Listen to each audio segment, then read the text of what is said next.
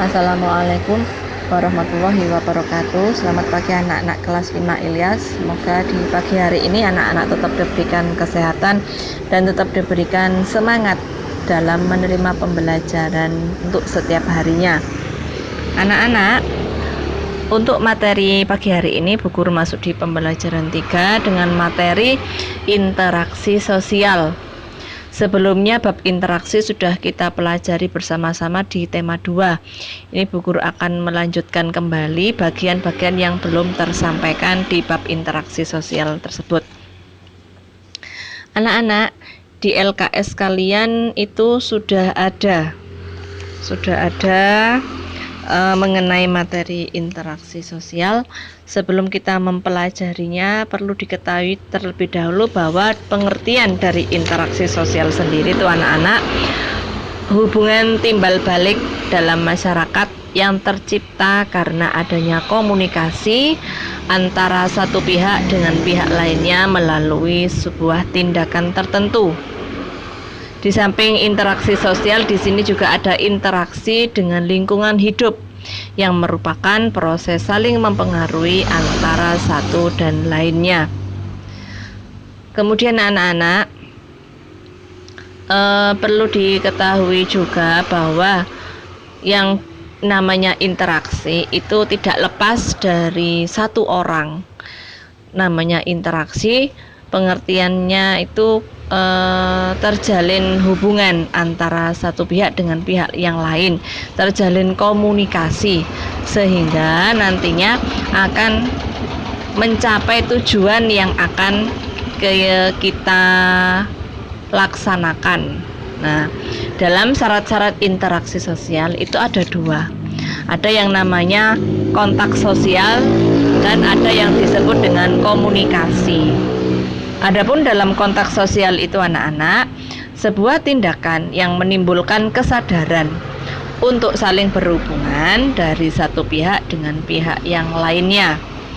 Adapun dengan komunikasi sendiri itu suatu proses penyampaian informasi dari satu pihak pada pihak lainnya. Kedua inilah syarat interaksi sosial. Setelah kita mempelajari dari syarat-syarat interaksi sosial, di sini ada ciri-ciri dari interaksi anak-anak. Yang pertama jelas ya, pelakunya lebih dari satu orang karena ini kaitannya dengan terjalin komunikasi, terjalin hubungan timbal balik. Kemudian yang kedua ada komunikasi dan kontak sosial antar pelaku. Kemudian yang ketiga, masing-masing pihak memiliki tujuan dan maksud yang dijelas. Nah, tadi sudah saya singgung mengenai tujuan dan yang akan dicapai dalam menyelesaikan sebuah permasalahan. Kemudian yang keempat terkait dengan dimensi waktu yang akan menentukan sikap aksi yang sedang berlangsung baik di masa lalu, di masa yang sekarang dan yang akan datang. Lah anak-anak, di buku LKS kalian itu ada sebuah teks, sebuah bacaan mengenai interaksi sosial di lingkungan masyarakat. Nanti anak-anak bisa membacanya sendiri. Sebenarnya contoh interaksi itu banyak sekali anak-anak ya. Ada yang interaksi dengan sesama anggota keluarga, ada interaksi di lingkungan sekolah. Nah, kalau interaksi di lingkungan keluarga itu ya kaitannya dengan terlibat di dalam semua anggota keluarga. Ada ayah, ada ibu, kemudian ada saudara kandung. Nah, itu. Kemudian anak-anak, untuk yang selanjutnya kita mempelajari di materi bahasa Indonesia dengan bentuk-bentuk iklan. Nah, sebelumnya kita juga sudah pernah membuat iklan, sebelumnya pernah membuat poster. Pengertiannya dari iklan sendiri itu macam-macamnya. Nah, ini iklan, bentuk-bentuk iklan. Iklan memiliki beberapa bentuk. Ada iklan komersial, iklan sosial, dan iklan layanan masyarakat. Seperti yang ada pada contoh di LKS kalian, itu iklan komersial, yaitu bentuk publikasi, menyebarkan anak-anak. suatu produk dan layanan komersial yang bertujuan untuk meningkatkan kepercayaan pelanggan pada produk atau sebuah lembaga bisnis. Contohnya seperti iklan mobil, iklan elektronik, iklan produk makanan, dan iklan asuransi. Nah, iklan komersial itu yang sangat luas jangkauannya ya. Kemudian yang kedua ada iklan sosial. Iklan sosial yaitu bentuk publikasi suatu keadaan yang mengharapkan kepedulian dari banyak orang. Nah, contohnya di situ adalah ayo kita makan ikan. Istilahnya untuk dalam iklan tersebut untuk mengajak kita agar hidup sehat. Nah, kemudian ada lagi contoh iklan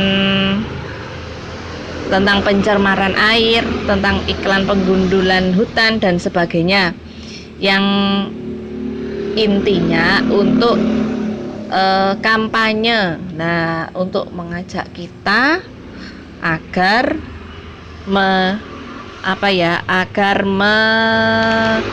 melindungi dari macam-macam tumbuhan, kemudian lingkungan. Nah, itu ya. Kemudian yang ketiga itu ada iklan layanan masyarakat. Iklan layanan masyarakat di situ adalah bentuk publikasi suatu keadaan yang mengisyaratkan perubahan atau tindakan dari setiap orang untuk melakukan perubahan keadaan yang lebih baik. Contohnya di situ gambarnya adalah bijak memilih makanan. Nah, dalam sebuah iklan itu dijelaskan bahwa kita dalam memilih makanan haruslah yang bersih, kemudian tertutup rapat, sehingga tidak dihinggapi oleh lalat atau bakteri atau yang lain. Kemudian contoh dari iklan layanan masyarakat itu ada iklan konservasi lingkungan, iklan keselamatan berkendara dengan menggunakan helm, ya, kemudian dengan membawa surat lengkap syaratnya berkendara itu ya. Kemudian ada iklan kepedulian pangan dan lain sebagainya. Itu termasuk bentuk-bentuk dari iklan. Anak-anak, materi sampai di sini dulu. Untuk selanjutnya kita masuk di pembelajaran 4. Untuk yang selanjutnya untuk materi besok. Sekian dari saya. Terima kasih. Wassalamualaikum warahmatullahi wabarakatuh.